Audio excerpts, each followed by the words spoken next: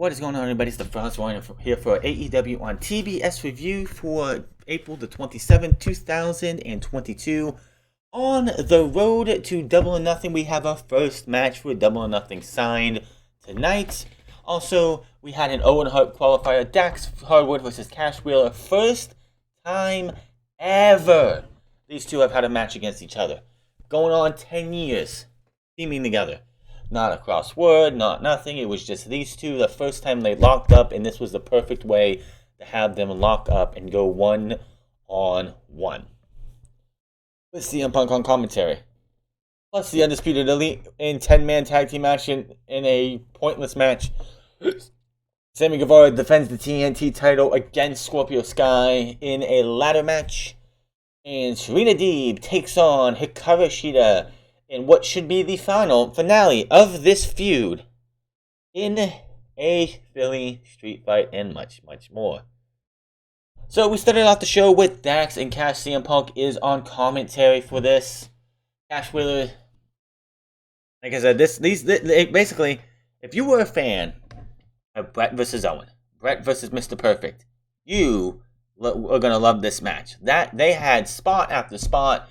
It seemed like everything they wanted to do in this match was pay homage to Brett and Owen, Brett and Mr. Perfect. Both men come out at the same time to the music, and they both were wearing black tights, black trunks with the Bret Hart logo on it with their names, Cash and Dax, on the back. So that was pretty cool. Might have been on the jackets too, but I didn't really couldn't tell by the jackets because they had them off before I had a chance to look at it. But they lock up. They work each other's arms. With Cash Wheeler taking the opponent down to the mat, they go back and forth with more wrestling, and they come to the standing ovation as they shake hands. Wheeler drops his partner with several shoulder tackles, but then he responds with an arm drag. Dax Harwood ends up poking the eye of Wheeler, and Dax is like, I'm sorry, man, I didn't mean to do that. He's like trying to apologize for doing it. The referee's asking what the hell happened there. This has Cash pissed off. He shoves him, then he gives him a knee strike. And the two then scale to the top turnbuckle. Harwood nails a big superplex, which leads to both men being down. Dax misses with a diving headbutt. Then Wheeler connects with a baseball slide to send him to the floor. Wheeler then continues to attack inside the ring, sending Dax stone first into the turnbuckle. He then hits a German suplex, maintaining the waistlock as he hits another two. However, as Cash looks for the fourth, Dax reverses and hits one himself. These men are going after it. The guys are just like, they're trying to do everything they can to give you the best. Who loves Bret Hart more, Dax or Cash? Who loves Owen Hart more, Dax or Cash? That's basically what this match was. They hit the ropes, colliding in the middle of the ring, so they get the double down. FTR then go back and forth with punches, then they exchange a couple of near falls. But Wheeler reverses with a Hurricane Rana, almost catching him with a pinfall afterwards. Dax goes for the same move, and this time it connects, but Cash is able to kick out. Dax cuts Wheeler off.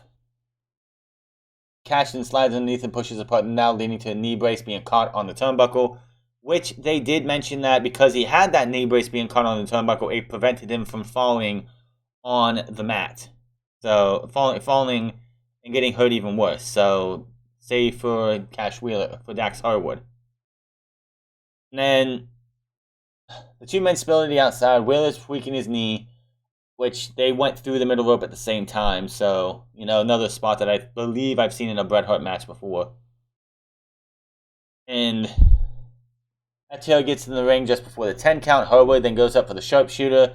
But he's second-guessing this. He knows his partner's knee is injured. He doesn't really want to hurt his partner.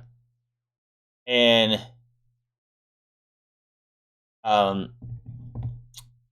he's thinking about it, and then he goes to stomp on his chest. And Cash rolls him up. 1, 2, Dax reverses it. 1, 2, 3. Dax Harwood gets the win. Very good match here. Both guys, the points. I was hoping this would be in the first round, and I have a thing about this because I know Wikipedia is not the best place to go for sources and everything, but the Wikipedia has the Owen Hart tournament set up with four first round matches, but with both the men and the women still needing 2 more qualifiers to get those matches done, to have an 8-man tournament.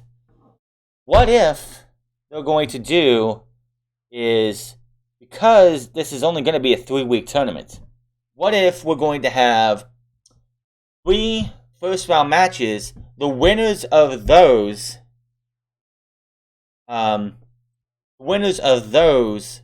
will then go to Double or Nothing, and we will have a triple threat match for the Owen Hart Cup tournament, the Owen Hart Cup for both the men and the women.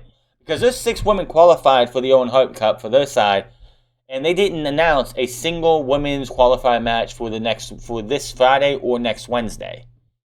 So I have a feeling that because this Friday we have Darby versus Swerve, and then Bobby Fish versus Jeff Hardy for the Owen Hart tournament qualifier, and that'll give the men 6 qualifiers. So basically, what I'm thinking is that those are going to be the last 2 qualifiers, because the tournament starts on the 11th, which is the week after next Wednesday. Unless they take next week's Rampage and have 2 matches for each, 2 for the men, 2 for the women to finish out the qualifiers. We're going to have, for the next 3 weeks afterwards, we're going to have one men's match, 1 women's match, and it's going to be 1 on Wednesday, 1 on Friday, 1 on Wednesday, 1 on Friday, maybe alternating. And then we'll have the 3 winners. They're going to go to Double or Nothing, and we're going to have ourselves 2 triple threat matches. That's what I'm thinking, because it doesn't make any sense why you only have 1 more Wednesday and Friday to get this stuff together, and they just don't yet. For an 8-man and woman tournament, we might just have 6. And that's the thing. We haven't been told by Tony Khan how many people are actually going to be in this tournament and how the tournament's going to work out. So I don't know what they're doing. I don't know. AEW announces that CM Punk will challenge Hangman Adam Page for Double or Nothing, which CM Punk, of course, was on commentary. Hangman Adam Page was not here tonight due to protocols, so hopefully he'll be better by the time we get to Double or Nothing. I'm sure he will be. CM Punk then gets on the microphone and says he's never been in a more talented locker room than he has here. Before he came here, he asked himself if he could still do it. He says he stand here and say, hell yeah, he can. He's a fan of Adam Page. And not to disparage anyone he faced other than Eddie Kingston. Definitely not a fan of Eddie Kingston, I see. Is everything he's been warming up. He can't promise a win, but he promises to give 100% without the fans. There was no CM Punk without the fans. He doesn't come back to wrestling. He isn't a gambling man, but he will be always bet on himself. At Double or Nothing, Page will know he has been in a fight, and he is going to fight until the wheels fall off. So, it is official at WrestleMania. WrestleMania wishes it was Double or Nothing. But at Double or Nothing, we will get Adam Hangman Page versus CM Punk for the AEW World Championship. And honestly, if I'm just gonna say this now, it wouldn't surprise me if CM Punk wins at Double or Nothing. Hangman Page has had some really good matches. Danielson, Archer, both Adam Cole matches are good. It's just, I don't know. He doesn't come off as, it's just, I don't know. The storytelling, it's like all of his championship matches outside, of course, Bryan Danielson, they felt rushed. Like, the Archer one came out of nowhere. That felt like it was just throw it on there just for them to do something. Adam Cole just felt like it was like, it just feels like they've been rushing everything up until this match. So I could literally see them giving it to CM Punk, and then obviously he holds it to All Out. CM Punk wins the championship, holds it to All Out, faces MJF in Chicago. MJF beats him in Chicago by cheating, of course. Steals the championship. And then the very next Wednesday on TV, wherever they're at in August or September, he is going to be so hated by everybody. And then CM Punk, then like the final match, and what would be a trilogy of matches between CM Punk and MJF. MJF, of course, comes out on top. Even though MJF has beaten CM Punk twice in Chicago, how about we make it a third time, and this time make it a permanent time? Cannot wait to see this. I'm predicting it that CM Punk is going to lose. I'm sorry, going to win the TBS, the World Championship, and go on to hold it till Double or Nothing, until All Out. Drop it to MJF, and then MJF will be off and running probably until Double or Nothing next year or All Out next year as the AEW World Champion. It's going to be very interesting to see what happens. But Paige time as champion, it is coming up. Backstage, Lambert says this match tonight is not a coincidence. Guy then puts over his accomplishments, saying he was screwed out of the title. He's not here to complain, and he didn't ask Frankie Kazarian to step aside to lose. Philly crowd is here to see him beat Sammy's ass, and there can only be one face of TNT, which is him. Snap the fingers, and he's gone. Blackpool Combat Club versus The Factory. We need to get some trios tag teams belts very, very soon. We got these guys, the House of Black. We'll talk about some other ones here in a bit. But yes, this was just pretty much another. This was a bona fide squash. Nick Camarato takes the pinfall, and Wheeler Yuta is from Philadelphia. He's making his return to home. After, we got our back and forth between everyone else and everything, coming down to the finals of the match, it's down to Yuta and Camarato. The Giant it's the David versus Goliath type of scenario right here. And he comes out there, he's so Camarato has him up in a fireman's carry, he's going to do something. And Wheeler Yuta is just elbowing the fucking shit out of Nick Camarato so many times into the jaw, up until he's able to capture both arms, turn him around, and get the 1-2-3 pin, while Moxley and Bryan Danielson have QT Marshall and Aaron Solo caught up in moves on their submissions on their own. So, yeah.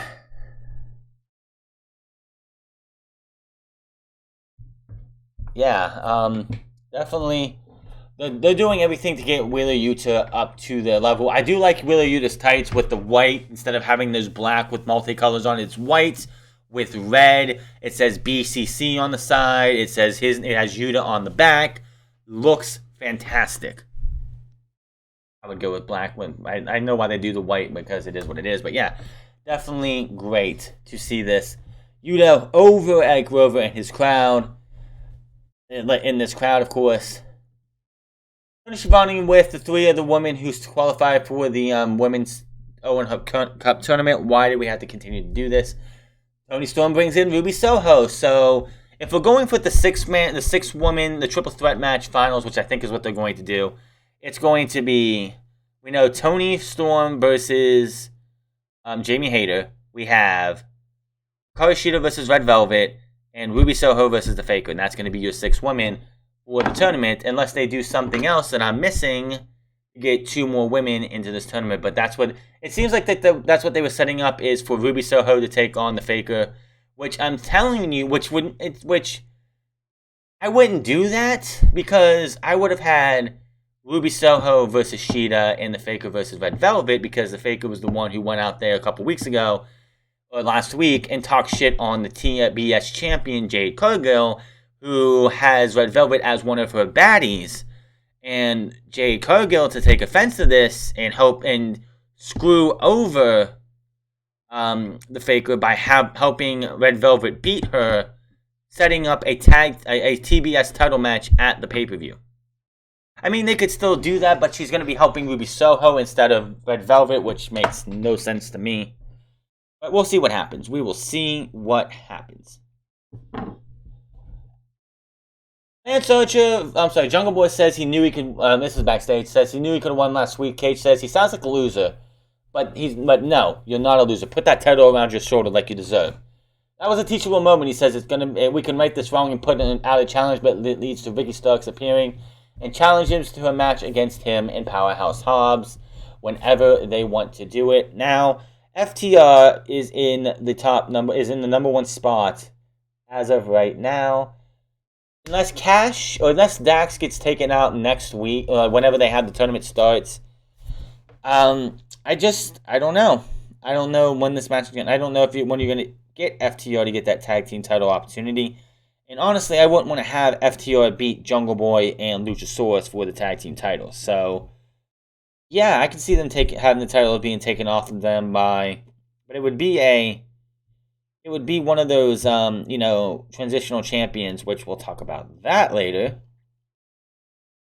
So, yeah. That's how she comes out. MJF and Sean Spears are shown in the box. He claims women in Philadelphia use their personalities as birth control. As he did, he's like, hey, Sean, do you know how women in Philadelphia, I see a lot of beautiful women. Do you know how they you know what they use for birth control? Their personality. MJF just has no chill. And he claims Archer will beat the pig Wardlow. Now he has to come out with no music once again with security escort while the security starts taking off his handcuffs. Lance Archer launches himself in to take him down. This was a big boy fight. They didn't squash Lance Archer. I'm just going to say that right now. They did not squash Lance Archer. But Lance Archer got the blackout. He hit a choke slam. Got it too. Hit the blackout. Got it too. Goes up for again. Wardlow gets out of that. And then Wardlow's able to hit 4 power bombs for the win. And that was that. So, Wardlow picks up the win. So, we'll talk about who MJF has for Wardlow next week. JAS, for 7 weeks, has been the leading force in sports entertainment. Come out. I honestly think they need to kill Judas. I know the story going on is that Jericho wants to keep using Judas because Tony Khan has to write a royalty check to Fozzy every time they use it, so that's why he doesn't want to get rid of it. You have other Fozzy songs. What I would do is start playing Judas. And as Jericho gets out there, he spreads his arms for the thing and the music changes to something else. I don't know. So, there's that. Says Angelo and Parker kicks things off, saying they had to agree to a no physicality, which the JAS had done, and so had those rats, Eddie Kingston, Santana, and Ortiz, then hit the ring. Jericho tells everyone they're lucky enough to be living in his era. He says they deprived the world seeing him last week, and he wants an apology, but Ortiz says he has something better, and he's like, I got it right here, and he's looking through every pocket. He gets to the one and says, oh, it's right here. Flips the bird. He's like, Santana, you got something too for him, right? Santana's looking around, doing everything else. Oh, he grabs his wallet, and he flips the bird. Santana says he turned his back on the 2 men who know him the best. Garcia interrupts and mocks the eyebrows of Kingston. He says the threats mean nothing as they can't hit them. Kingston says he hates all this sports entertainment crap. He says they're going to get Chris Jericho regardless. He doesn't care if it's 5-on-3. Jericho says this is the problem, as they're not smart enough to realize it is 5-on-3, so they're putting a hit on them and will take them out one by one. Kingston's like, do you even know what a hit actually is? In his world, that means you end things. Jericho says no wrestling company wants him. It is his last chance. You're going to hit me so you can get fired, so you can be out on the streets again. Which, by the way, Eddie Kingston was in an interview last week saying he wants to end his career due to the loyalty that AEW showed him. He wants to end his career with AEW, and honestly, I don't see him going anywhere anytime soon. Eddie Kingston is loved by everybody in the back. Everybody out in the crowd loves Eddie Kingston. This promo tonight, I can't do it justice. Eddie Kingston killed it on this mic tonight. He is fantastic. He is the king for a reason. Jericho says he needs to stand there and do as he is told, bitch. Eddie says this. He isn't going to hit him. He can spell the fear coming off of Jericho. He's getting into Jericho's face as Jericho's sitting down. He was actually sitting there sitting down, one leg over his other, just smiling like, what are you going to do, Eddie? What are you going to do? You going to hit me? Eddie says it isn't going to hit him. He says spell the fear coming off him. He says they've done it before. They put them in the ground, and he tells Jericho they're not prepared to do that, are they? It is just into Jericho's face, and Jericho's backing up, and you can just see the we fucked up, didn't we? They do a little spot later on in the show. I'll talk about that in a second. Well, we'll talk about it now. Later in the show, Matt Morant brings the cameraman over, and we see that Santana and Ortiz are taken out, and Jericho takes a fireball and throws it in Eddie's face. So, My question is, when does Homicide and Hernandez make the when does Homicide make his return to AEW, and when does Hernandez make his AEW debut for this fight? If you want to get blood and guts, a 5-on-5 match between these two groups, you got to have Homicide and Hernandez for one shot only. I know Homicide's over in the NWA and Hernandez is off in MLW. He just showed up for the fight with the Von Erichs. I don't know if he was there before that, but if you're going to do this right, you need all the men of LAX minus Conan. Unless you want to bring Conan in, which I'm sure Conan would be fine with that. Conan with the OGs and the new modern day LAX with King and Santana Ortiz combining to give us a JAS versus a modern day, at which if Conan's around, they can use the term LAX because I believe he fucking owns it. Maybe not. That's why they call it 5150 in MLW. We'll see what happens. Moving on here, Hikaru Shida versus Serena Deeb. This feud has been going on since October of last year when in this building, I think it was this building in Philadelphia, they had a match where Hikaru Shida was 1 win away from 50 wins. She did get it eventually. But she was going to be the first woman to hit 50 wins after Jungle Boy was the first man to do it a couple months beforehand. And Serena Deeb was not happy that AEW's fans, AEW management, was just propping her up to be a lamb for slaughter for Shida. She did not take too kind, knowing that she was everyone in AEW and the fans felt that she was just going to be an easy picking for Hikaru Shida. So of course, Deeb won that match, broke the trophy over Shida's face, battered her knee, cost her the TBS Women's Tournament, and then sent her away as she went back to Japan. Shida did, to heal up and get everything better, and come back, and we have the Philly Street Fight. This match starts as an all-out brawl. They're beating the fuck out of each other. Both women going after each other. Both women ready to just knock each other's socks off. Serena Deeb did get some powder, or like flour or powder or whatever it was, threw in Shida's face, allowing her to get some kind of advantage with the kendo stick. Shida eventually was able to block a move, get the kendo stick, and she started swinging away because she couldn't see. And she actually swung and clipped Deeb in the back of the head, neck, or shoulder area. That looked like that was not supposed to happen, and that looked like that was like a really rough shot. She eventually gets her eyes cleared. They fight some more. Serena Deeb gets beaten up with a bunch of kendo stick shots from Hikaru Shida. Hikaru Shida eventually, she goes for an avalanche falcon arrow, but Deeb kicks out. Hikaru lifts up her opponent, but Deeb uses a thumb to the eye and plants the detox on the chair, but Shida kicks out. Deeb sets up the Serenity Lock, and Shida goes to the rope, but she is reminded that this is a no disqualification match, a Philly Street Fight, so there are no rope breaks. I like the fact that they actually went with that.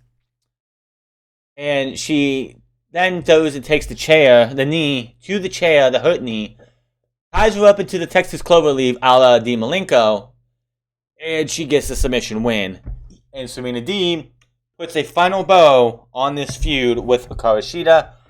And you know where this is going next, and everyone should know where this is going next, because as soon as she wins, we see our AEW Women's World Champion in the back watching this match, watching the outcome of this match, and you know Serena Deeb is going to be the next challenger of Thunder Rosa. She is the number one contender. She is the rightful number one contender. She's the only woman in AEW outside of Thunder Rosa. Well, she's the only woman in AEW for the last 6 months who's had any kind of consistent booking.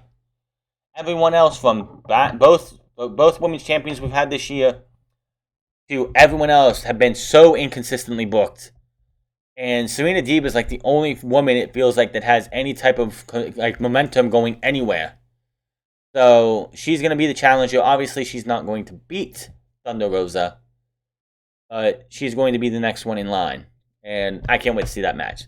MJF and Shawn Spears are backstage, and he's being interviewed by Lexi there. He gets her name wrong. He's like, oh my God, it's Lexi. I'm so sorry. Get out of my frame. So she leaves. He says he has a plan, and it's a good one. He gets on the phone, says, "Hey, big man, how about making 6 figures in one match?" He says, "Next week, Wardlow faces a man who is smarter and taller than Wardlow. And here's the line, and you can't teach that."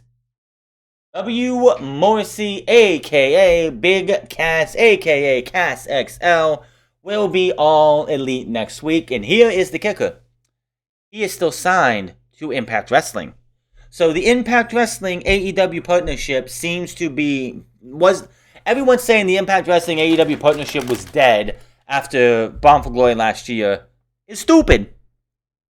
Impact Wrestling is back on AEW television. This isn't the only thing, as it is announced later that we will finally see Deonna Purrazzo versus Mercedes Martinez, champion versus champion, Ring of Honor Women's World Champion versus interim Women's World Champion.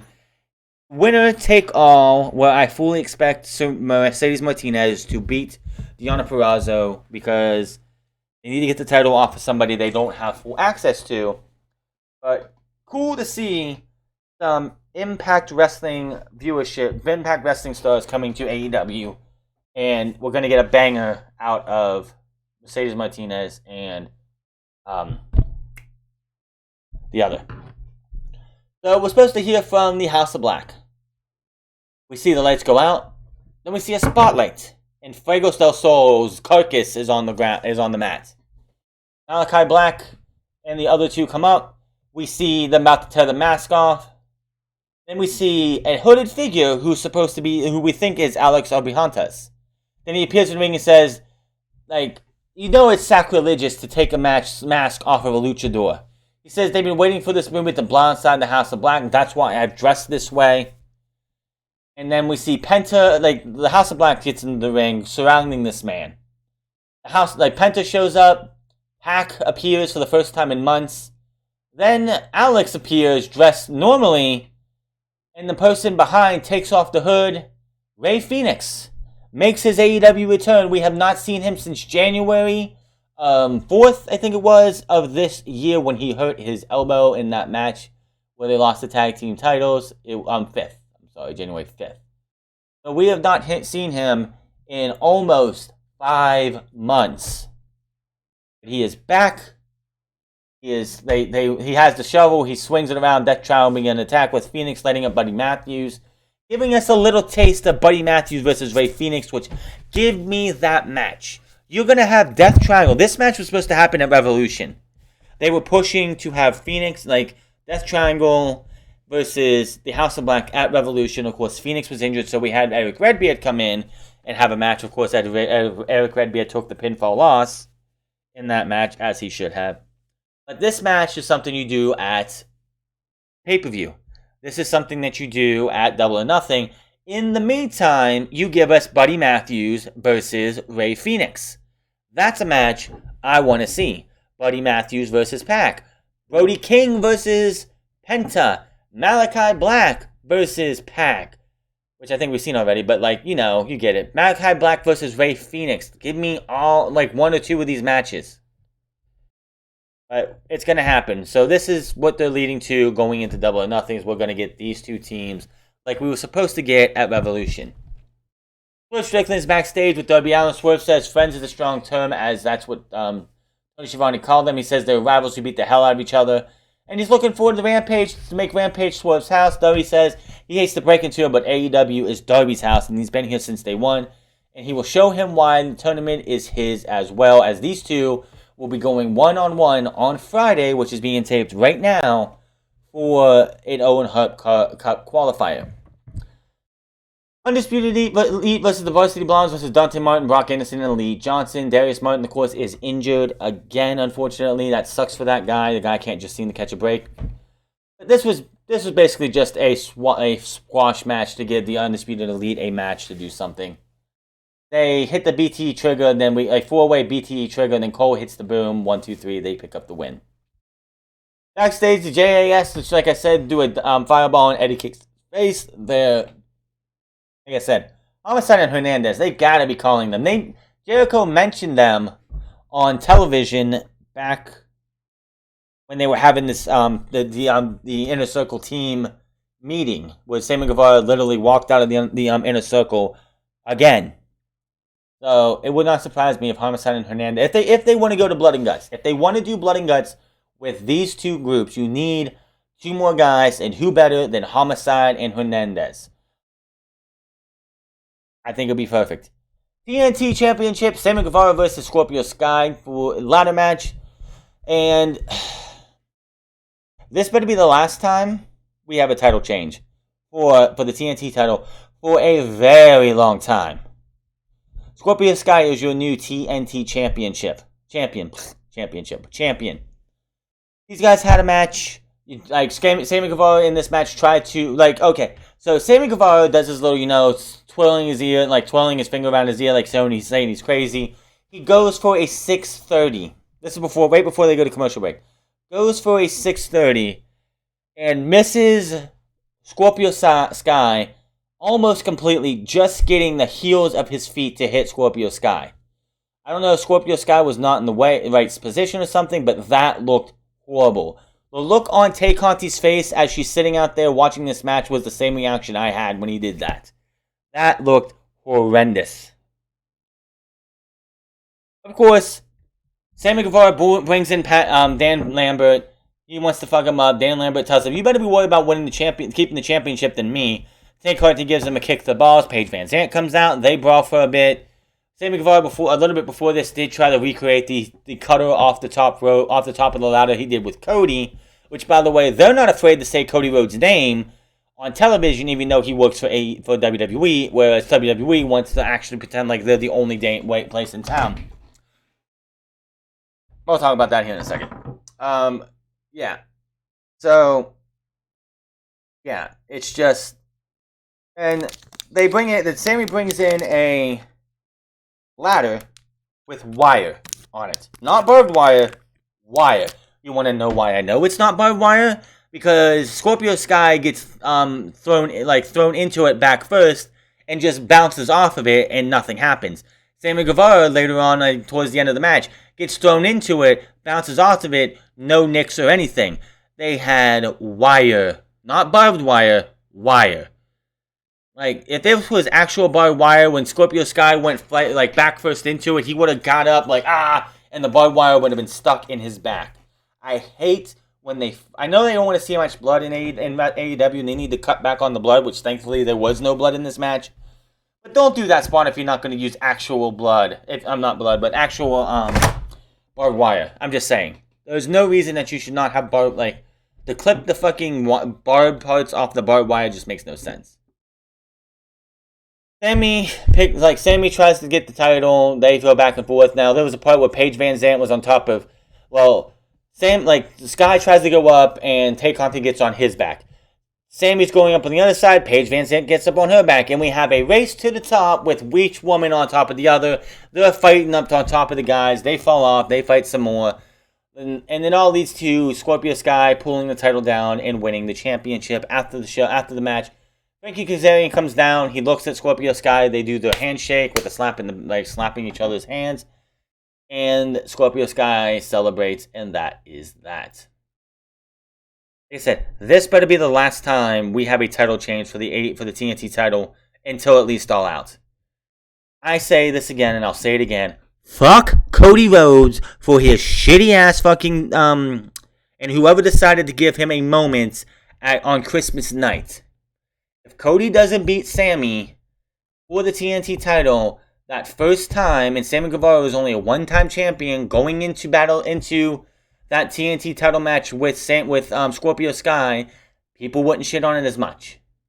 The fact that you gave the title to Scorpio Sky, he didn't have a title reign that lasted very long, only to give it back to Sammy, only for Sammy to win it back, lose it 2 weeks later. It's time for Scorpio Sky to have a title reign that actually goes a while. Sammy Guevara is to be nowhere near the TNT title for at least 7 or 8 months. He needs to go find something else to do. He needs to go feud with somebody. Oh, we do have the mixed tag match at Double or Nothing, more than likely. After that, done. He can go to Mexico. He can go to Canada for all I care. Keep him away from the TNT title. Scorpio Sky takes on Frankie Kazarian at Double or Nothing. That should be your match there, just to get it out of the way. Scorpio Sky retains. He goes and defends a couple times in the months of June, July, August, and then in September. If they want him to drop the title then, that is fine. It'll be a nice little title reign right there. If he holds it till full gear, even better. But we cannot have the title change hands anymore. It has changed hands too many fucking times since December. Fuck Cody Rhodes, and fuck anybody who thought it was a good idea to take the title off Sammy Guevara, just so you could have a big match at fucking, yes, the ladder match on TNT in the beginning of January was great. But it wasn't necessary. Sammy Guevara is done being TNT champion. He's a 3-time champion. No more for now. Now, there was something I forgot to mention during the JAS and LAX sit-down. Angelo Parker called the AEW fans the AEW Galaxy. Oh my god, the sports entertainers just strike gold again. Everything the JAS do, they were a parody of WWE, if people have not realized this. And, like, even the opening, like, before Judas plays, you're having Matt Morant say, the Jericho Appreciation Society, for X number of weeks, the leading force in sports entertainment. That is a line from WWF from especially during Raw, from 1993 until the time the Attitude Era hit. Every episode of Raw would be, WWF, for over 60 years, the leading force of sports entertainment, something like that. They'll change it. It's like this week it was 7 weeks. Next one will be 8. The next week after that, 9, 10, 11, 12, until eventually I'm sure they'll start doing months instead of weeks. But that was great. Eddie Kingston is king on the mic. He is like top tier babyface on the mic. MJF bringing in Big Cass, Cass XL, W Morrissey, whatever they want to go with, great. I think that's awesome. Wardlow versus Big Cass should be a interesting match. It's just all leading to, like, after he beats Morrissey, who the fuck does that, like, what else is going to happen? Shawn Spears has got to be killed first. You can't have Shawn Spears not be beat up by MJF before MJF gets killed by the match between Wardlow and MJF. Which, of course, it's going to be Wardlow versus MJF at Double or Nothing. If Wardlow wins, he gets free of his contract. If Wardlow loses, whatever they want to go with. Maybe he's gone from AEW for good. And, of course, MJF is going to lose. But after that, MJF is going to start doing matches and having wins and getting to Double, like, between Double or Nothing and All Out, MJF is going to win every match he has. He's going to win every match they put him in, everything that he does. He's going to be done with Wardlow. Wardlow's going to beat him. Wardlow's going to become a free man. He's going to be all elite, all that good stuff.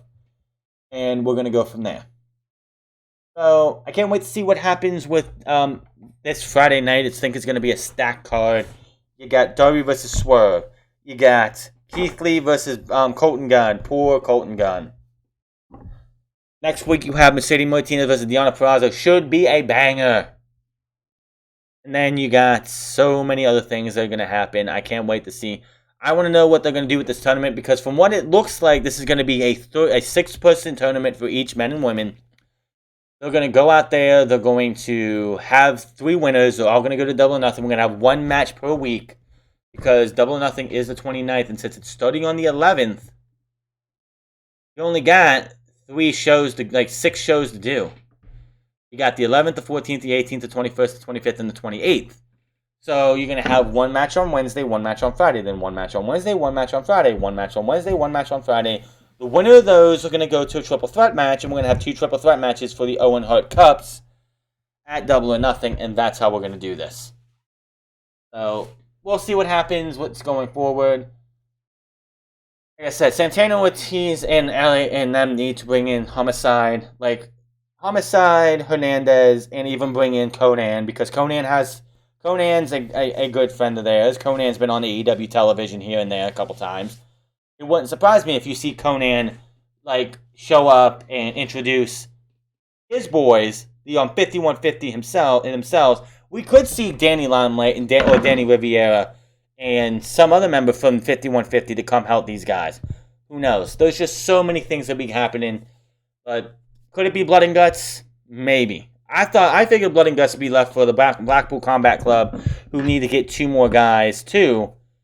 in the JAS. But if they want to go these guys and with the JAS and LAX or whatever you want to call them, that's fine as well. So much to look forward to. Cannot wait. But this is your AEW on TBS View. Very good show. Hit that subscribe button. Comment down below. Like or dislike this video. Find me on Minds at the France Club. Find me on twitch.tv/France Club. And find me on Instagram at the France Club. And I'll see you guys on Friday for SmackDown and Rampage. Until then, my name is France, and I'll see you guys later.